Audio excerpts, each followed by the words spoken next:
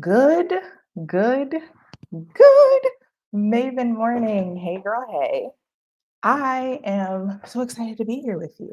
Happy Wednesday. If you don't know me, I am Olivia Denton Thomas. I am the brand counselor, helping you go from hustling to wholeness with brand strategy. And I've been on hiatus. Um, Not really. Like, it wasn't like a break at all, actually. So, over the summer, particularly in August.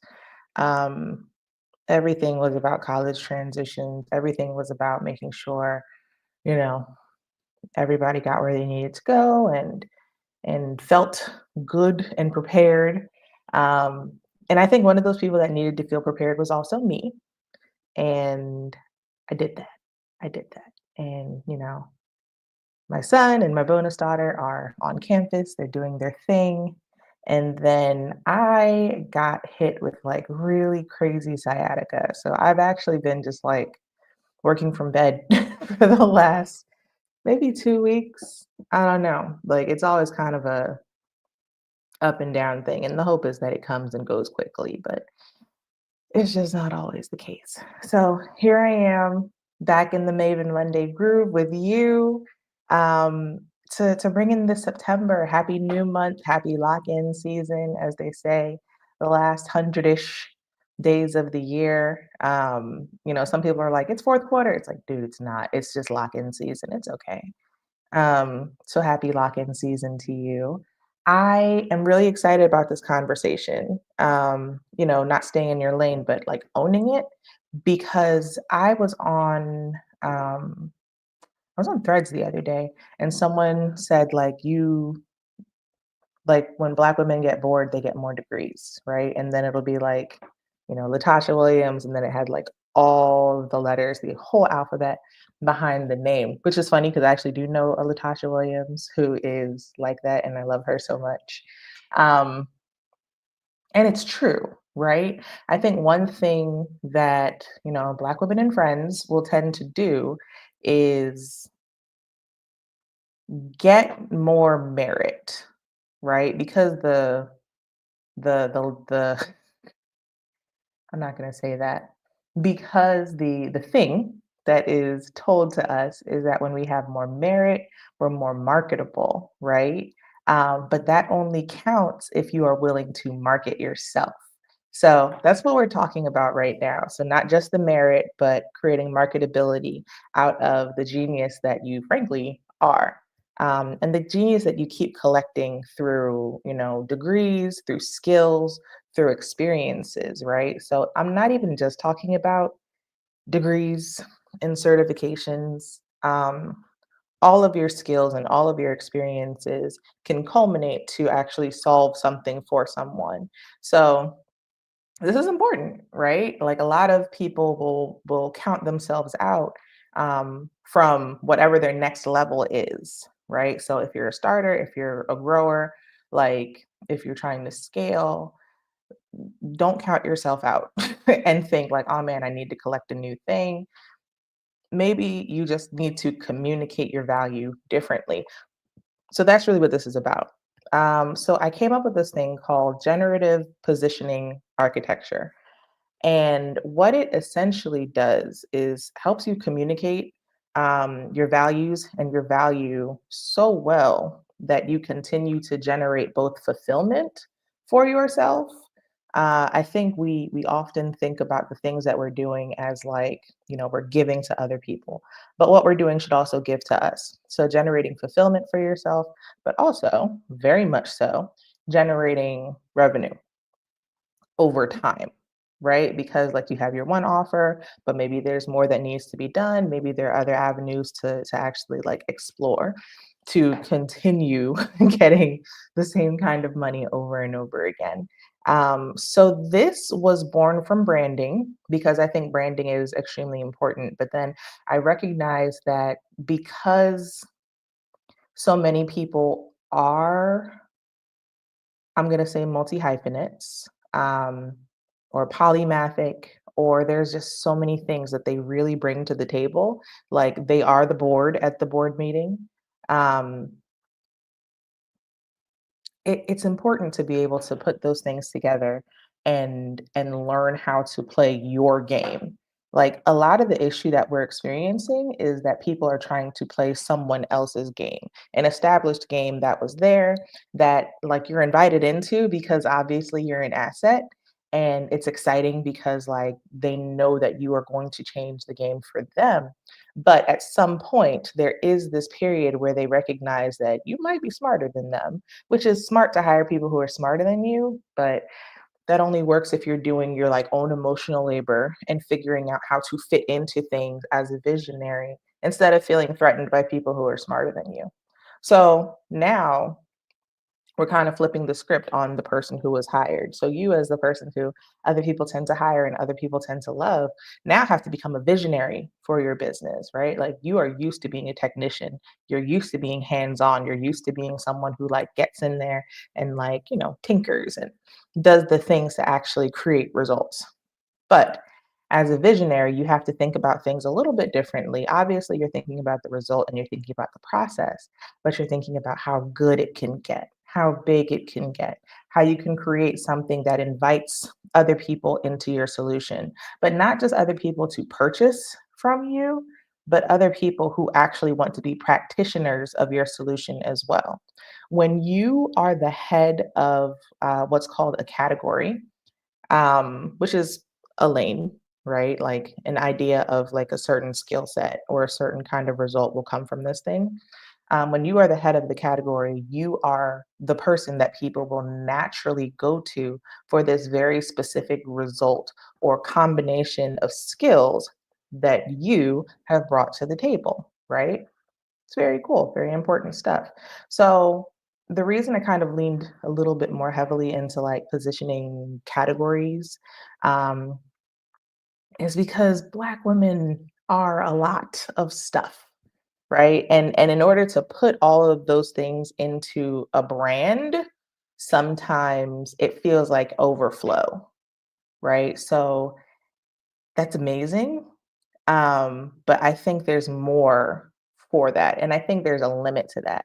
So, like, there is a lot that you can do in a brand, and I think it's very important, but there's even more you can do in categories. So I want us to start moving with that thought process, just a little more, just a little more, and build our architecture around not just the thing that we're doing right now, but understanding and building frameworks around like all of our expertise that brings out a result that we can't really communicate.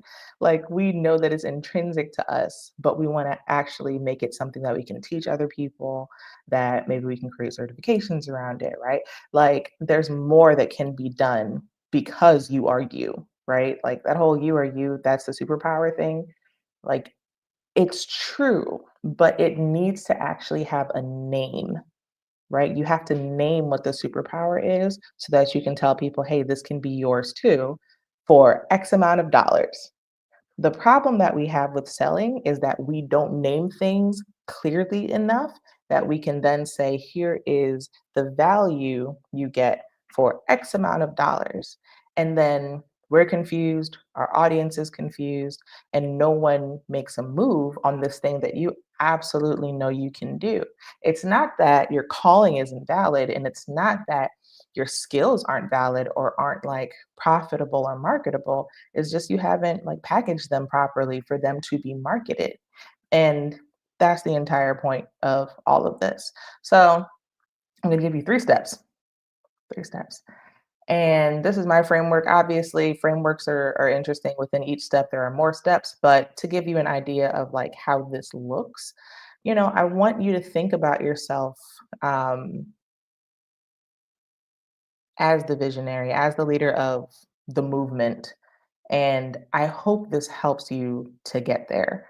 Because really, I was saying the other day, the value of your brand document, the value of developing a brand for yourself isn't really the papers.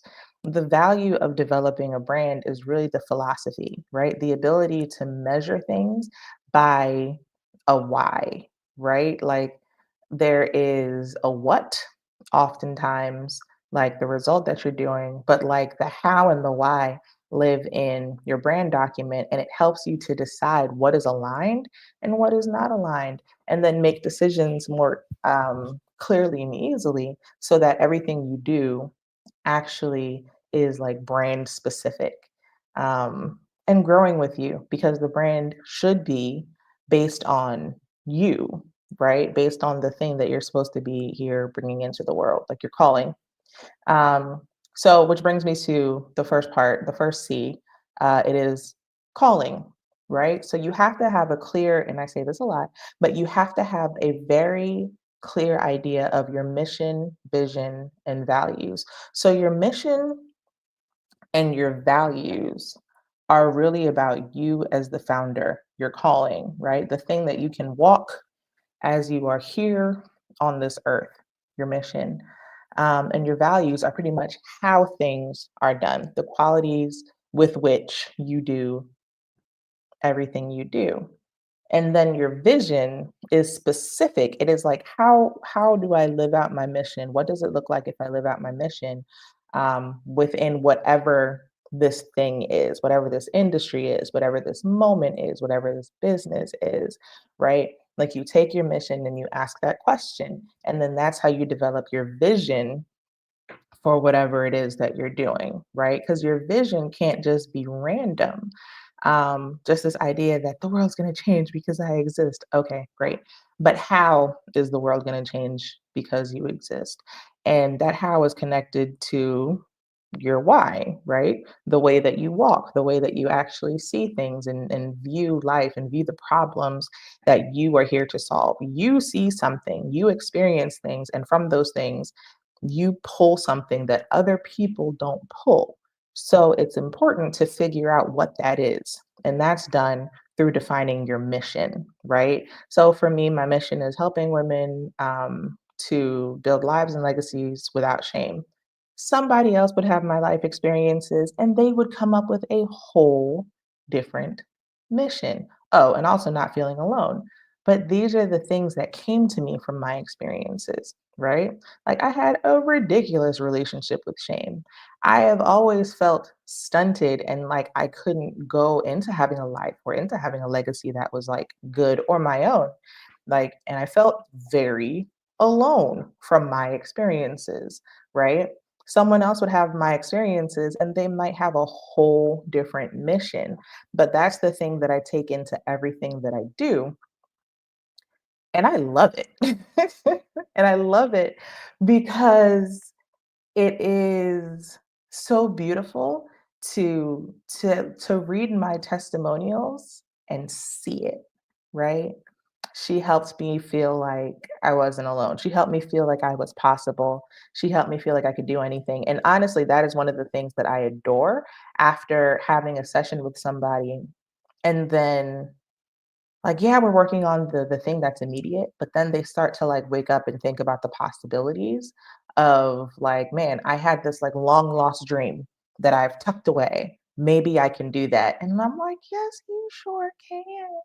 Right. And I mean, for me, that is like, that is unfolding, right? That is putting the shame and the fear to the side so that your life and your legacy can keep building in a way that is unique to you because it is yours to build. We get very caught up in building other people's things or building with other people and like for other people because we want them to be okay, right? Like people pleasing. That's what that is, people pleasing.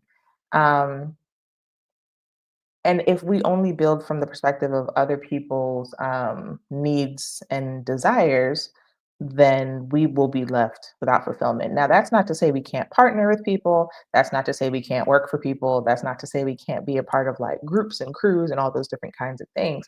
But it is to say that you have to understand why you're there and what your contribution is and what the results are that you're looking for, which is your vision. So get clear, get really clear on those things, right? Like as far as yeah, get clear on those things. As far as branding goes, a lot of the time, I think those are things that we over. I don't want to say we overlook them because we actually use them a lot. Mission, vision, values, right? Like MVV. Like it is very much something that we talk about, but we often don't talk about it from the perspective of like, well, is it informed by you? Is it informed by your calling? Like the business mission is somehow different from your personal mission.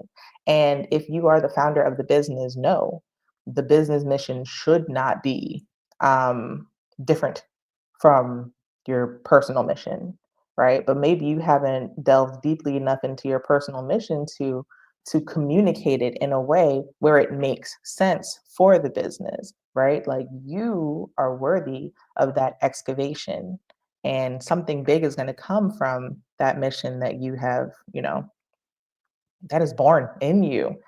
So, mission, vision, values, your calling. There's that. Next up is your category. So, defining what the big, broad issue is. The big, broad issue. What is the issue? Oh, also in the calling part, your audience actually matters a lot, right? Because there's your calling, but then also how you call people in. So having an understanding of your audience where you really have like a deep understanding of what they want to become, it's a big deal because that plays into the next part, which is your category design, right? So your category design requires that you have like a solution already in place, right? So obviously, knowing your audience is how you create the solution. You create the vision, you create the solution, right? And you evolve the solution to fit the vision and to fit whatever the zeitgeist is, right? Businesses should not be static. People are not static. So there should always be some evolution in like, well, how do people interact with this problem and this kind of solution for now? You assess, you build, you innovate, right? You iterate, you innovate. And that's how that's supposed to look. And you should have like a, you know, biannual kind of like biannual or biennial kind of time where you actually assess that, how that's looking. Um, and if you want to do that with me, you sure can. So we're working on your category now. So your category is, think of it as a road, right? So there are streets where there's a lot of traffic. There's a lot of people who are consultants, right? Consulting is a category of things. It gives a vision of what the result is going to be or what kind of work you're going to actually do with this person. Consulting. Um, but maybe it's more than that, and maybe it needs a very defined name, right? So you can say, hey, I'm a consultant. There's a million, billion, bajillion of those in the world. Or you can say, hey, I do generative positioning architecture, right? Like that's different. It's more specific. And it is a convergence of all of the skills and ideas and thoughts that I would like to bring to create the results that I would like to create, right?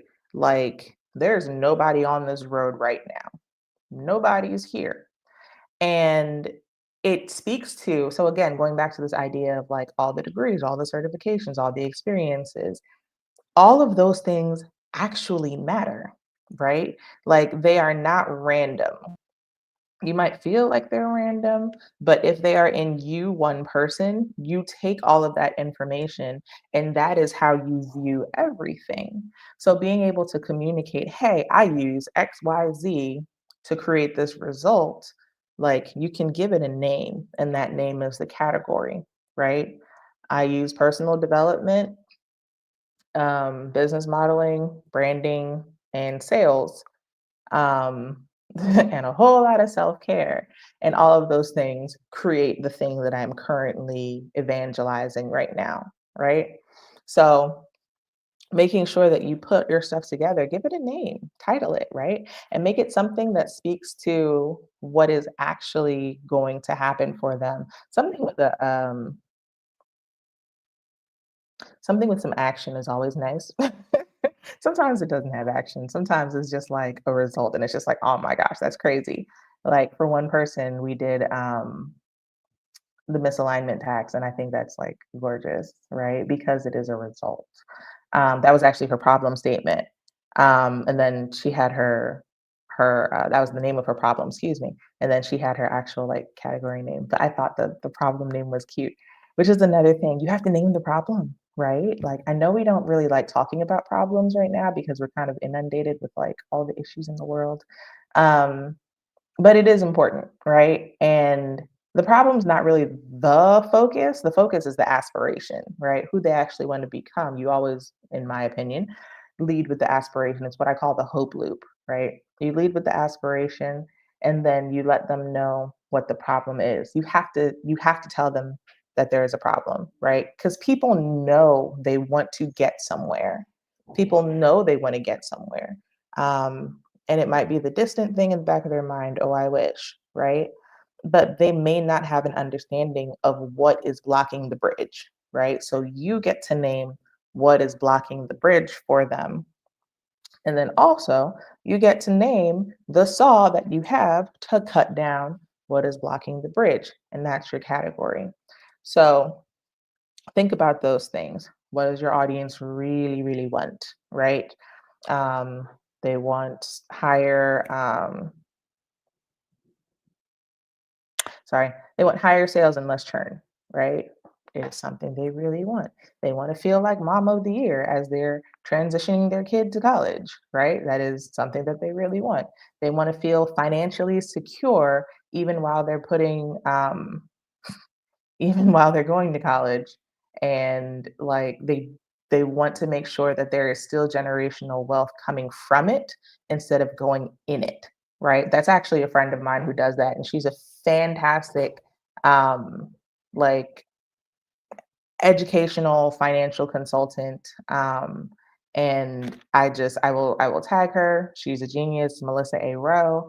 um Check her out if you are a mama who is working through that college transition, and also like the life transition, right? Because the college transition isn't a college transition, it's a life transition where you have to think about your finances differently, not just for you, but for your kid, right? And their conceptions of like money. So involved. Talk to my girl. Anyway, so you make sure that people know what the solution looks like and you name it, and you are the proprietor of that solution. Yay! Very exciting. And lastly is communication. So after you have defined all of the things, now you actually have to communicate it, right? And this is usually the place where people get a little bit antsy. This week alone, I have had two different conversations where someone has said to me, "Well, what if I win?" And they said it with fear, right? There is a version of you that you are comfortable with, that you currently know, and staying there, it's not going to kill you. But your brain does not know the version of you that's on the other side of winning in a different way, right? So it does kind of ask you those questions like, well, if I win, now do I have more exposure? Now, am I unsafe somehow? Now, are there more expectations on me to actually perform where I usually drop the ball, right? Like,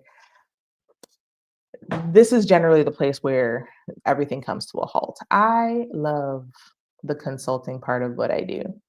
I love research and development. I love putting things together, but I love even more watching someone take the work that we did and communicate it, right? So you have to figure out like where your audience is, where they're hanging out. You have to communicate your hope loop, and you have to invite them in to what it is that you're doing so that they can be nurtured and actually purchase. You have to tell them they can purchase. Like, because that's a thing too. Sometimes it'll be like, I don't know why people aren't buying from me. Well, they're not buying because they don't know what the next appropriate step is, right? Like, you have to lay it all out. So, when I say communication, I mean communicate everything. And it might feel like you are annoying. it might feel like you're doing entirely too much, right? But what you're not doing is annoying people.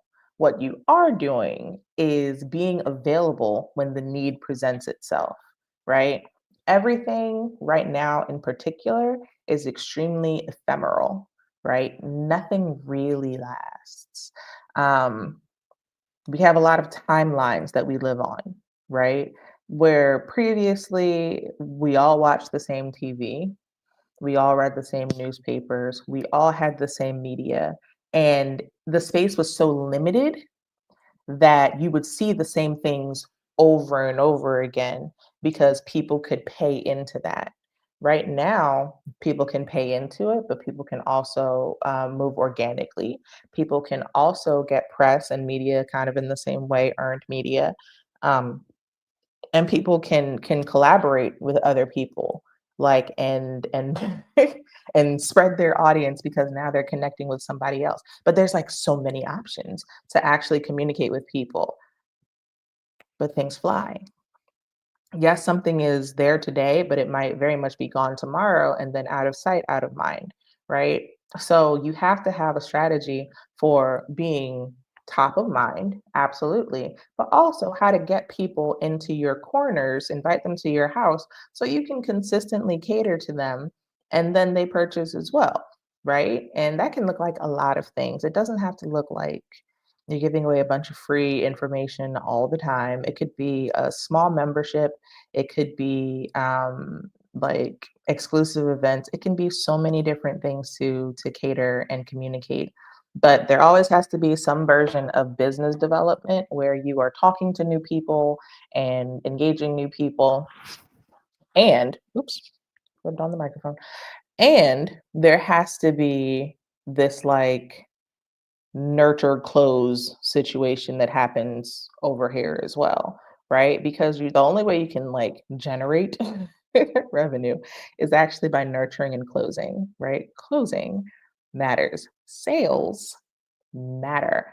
And the reason for a lot of people sales feels hard or sleazy or yucky is because they don't do the first part, right? So like going back to the first part where it's your calling and it's something that's going to help people, it's something that's going to fulfill you while it's fulfilling them, where like everyone wins, it's like reciprocal versus the previous ideas of sales were sleazy where it's like I just need to get this widget to this person so that I can make my commission. It doesn't have to be that way.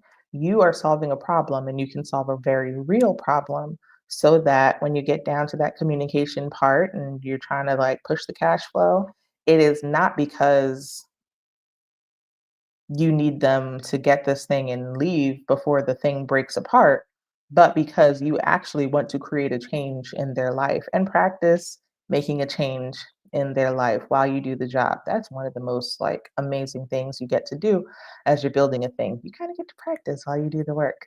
So that is generative positioning architecture. I really hope you take this and realize that you are so much bigger than whatever idea and box anyone has put you in for their own benefit, right? Like, there are obviously going to be people who are going to tell you that you're amazing and like encourage you to do more. Those are your people. Like, I hope that as you think about what's bigger, um, you also take care of yourself along the way. Because, like I said, we get to that communication portion and then it gets very wonky. Um, it gets very wonky because everything that made you feel unsafe is going to surface through this process and then make you question whether or not you can actually do this or if there is a soft place to land or if you have the support or just kind of like any number of things or if like risk is actually for you um, or if you can survive outside of a group. So one of the things I've been working through personally, and this is the last thing I'm going to say and then I'm going to go, one of the things I've been working through personally, like over the last 5 years, it's been like inner child work, right? Where figuring out from, ages 14 and below what safety looks like, right? Because that's what you're developing in those times, safety, this idea of belonging. Um, that you can do things, you can cry, you can scream, you can hurt, and there is still belonging for you. But now, you know, I feel very differently about that. But now I'm working through inner teen stuff. And I was like, what does that mean? What does any of that mean? And I was looking it up, like what happens in the development of a teenager. And candidly, I got pregnant when I was 15 and I had my son when I was 16. So from 15, I've been somebody's mother, right? And if you are a mother, you know that you kind of cease to exist in a weird way. Um, because now everyone's thinking about the baby. And that's normal. That's really normal. For an adult, I was a child. And this is no shade or shame to anybody, right? Because, this is what you do. And you're trying to make this thing seem and feel normal for everybody and for yourselves and whatever. But the reality is, I have been somebody's mother since I should have been doing like teen stuff.